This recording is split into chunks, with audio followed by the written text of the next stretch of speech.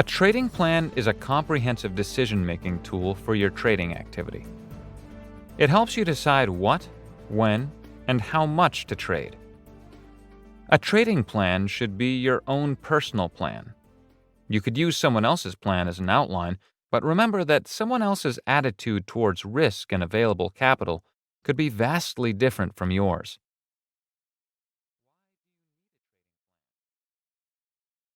You need a trading plan because it can help you make logical trading decisions. A good trading plan will help you to avoid making spontaneous decisions in the heat of the moment.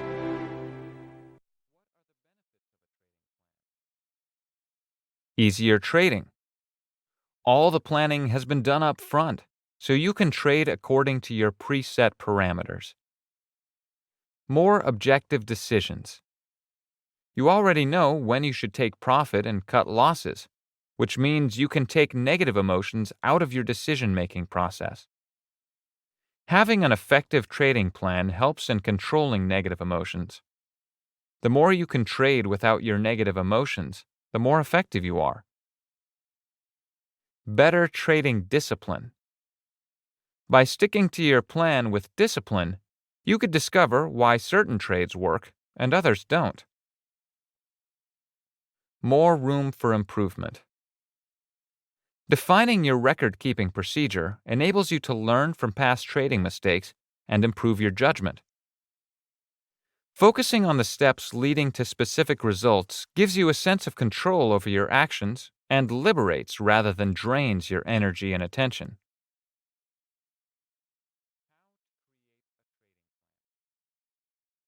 Formulate a set of rules that you can apply without second-guessing yourself. Learn to distinguish between the right trade and comfortable trade. In fact, the right trade is often uncomfortable. Your personal set of rules will provide the capacity to override your emotional fears. Trading is a profession in which each day you run a new race, play a new game, and take new risks. The risk of loss is constant. The two essential parts of a trading plan are 1. Your trading edge, 2. Money management rules. However, it's a good practice to consider your trading goal in your trading plan, and also include trading diary as part of your trading plan. Let's talk about them in a little detail. Trading goal will be covered more in depth in the next section, but I think it is important to point out the importance of having a trading goal in the context of trading plan. So I will share with you a few thoughts around defining your trading goal. A trader without a goal is like a traveler without a destination. If you are committed to succeeding, you can't afford the luxury of trading what you like on a spontaneous basis. Consistently successful traders set an objective. For example, a percentage gain they want to achieve in a given period, a portfolio total number they wish to reach, and then try to make decisions in line with that vision. Write your goal down. Your head is full of traps. Your mind plays games convincing you that you're okay when you're not okay. But trading success has nothing to do with illusions. It's based on reality. Having your number in writing keeps reminding you of your commitment and helps you get past denials and other psychological defenses. You should also clearly know what type of trader you are. Your trading style should be based on your personality, your attitude to risk, as well as the amount of time you're willing to commit to trading. There are 4 primary trading styles. Position trading, holding positions for weeks, months, or even years with the expectation that they will become profitable in the long term. Swing trading, holding positions over several days or weeks to take advantage of medium-term market moves.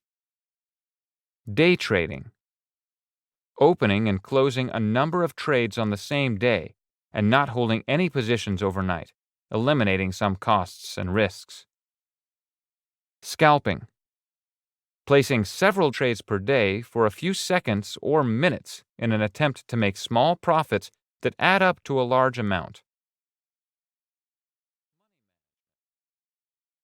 I will use the phrase risk management and money management interchangeably. What are we trying to do when we focus on money management? In simple words, we're trying to manage our money or manage our risk. Our goal is to preserve our capital or hard earned money. We want to minimize the chance for loss, or, in a larger sense, minimize our risk of ruin. Money management is a crucial element of trading. Money management is about controlling risk by not betting so much that you run out of money before the opportunities present itself. Anything can happen at any time in the markets. Using a sensible money management technique ensures that the trader will be able to trade again no matter what happens. Major reason traders fail, even when using a profitable trading system, is because the money management they use does not give their edge long enough to play out over time. Traders must think like a casino when trading. Casino factors in how much money they can risk, ensuring that in the end they will make money. Casinos set table limits so as not to expose themselves to the risk of ruin by allowing a gambler to hurt the casino's bottom line on any one huge bet. This is what traders have to do. To ensure that no matter what happens and no matter what losing streaks they have, they give their profitable trading method time to play out by using a money management technique that keeps them in the game. Here are a few money management questions to consider. Will you have a price target, or will you just leave your profits open-ended? How big of a position size will you take for each trade? What do you want your maximum loss on any one trade to be? Are your stop losses at price levels that will avoid the noise of normal price action and only be triggered when you are proven wrong? How will you use trailing stops to maximize gains? What are your goals for annual returns? What is your maximum drawdown limit? What is your expected winning percentage? What is your goal for risk-reward ratio? How many open positions will you have at one time? How much will be your maximum risk exposure at one time? Will you use margin? How much capital do you need?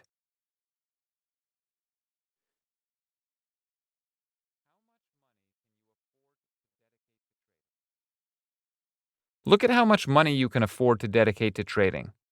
You should never risk more than you can afford to lose. Trading involves plenty of risks, and you could end up losing all your trading capital. Do the math before you start, and make sure you can afford the maximum potential loss on every trade. If you don't have enough trading capital to start right now, practice trading on a demo account until you do.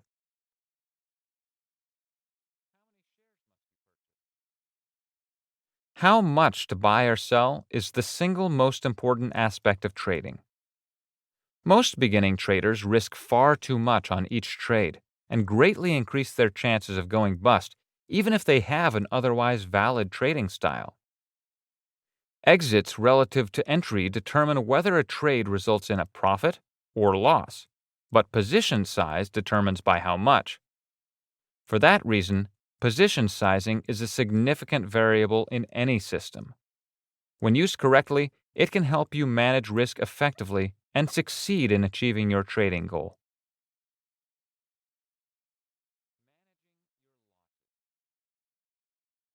A consistently successful trader puts much emphasis on controlling losses.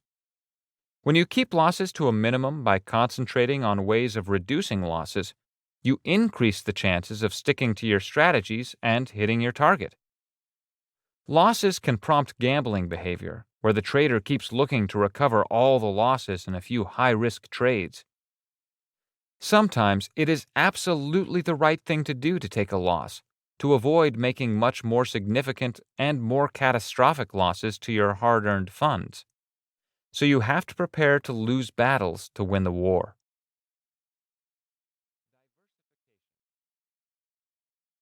Diversity is good.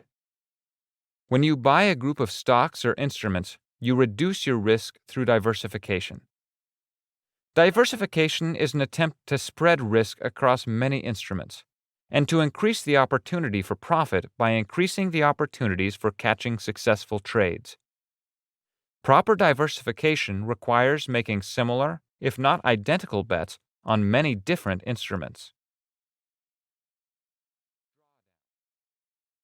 Let's consider this example for drawdowns. Let's say you have $100,000 in your trading account and you lose $50,000. What percentage of your account have you lost? The answer is 50%. Simple enough. This is what traders call a drawdown. A drawdown is the reduction of one's capital after a series of losing trades. This is normally calculated by getting the difference between a relative peak in a capital minus a relative trough. Traders normally note this down as a percentage of their trading account. In trading, we are always looking for an edge. This is the whole reason why traders develop systems. A trading system that is 70% profitable sounds like a very good edge to have. But just because your trading system is 70% profitable, does that mean for every 100 trades you make, you will win 7 out of every 10? Not necessarily. How do you know which 70 of those 100 trades will be winners? The answer is that you don't. You could lose the first 30 trades in a row and win the remaining 70. That would still give you a 70% profitable system. But you have to ask yourself, would you still be in the game if you lost 30 trades in a row? This is why money management is so important. No matter what system you use, you will eventually have a losing streak.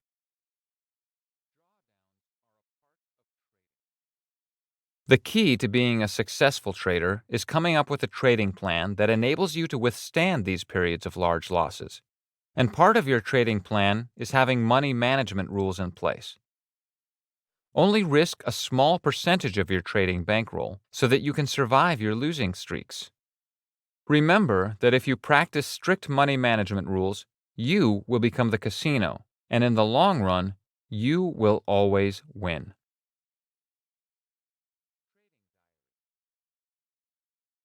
For a trading plan to work, it needs to be backed up by a trading diary. You should use your trading diary to document your trades, as this can help you find out what's working and what isn't.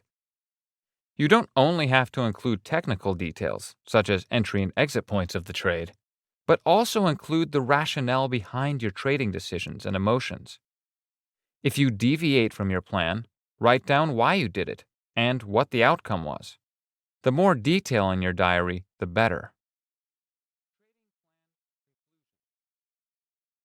We have to be rigid in our trading rules and flexible in our expectations.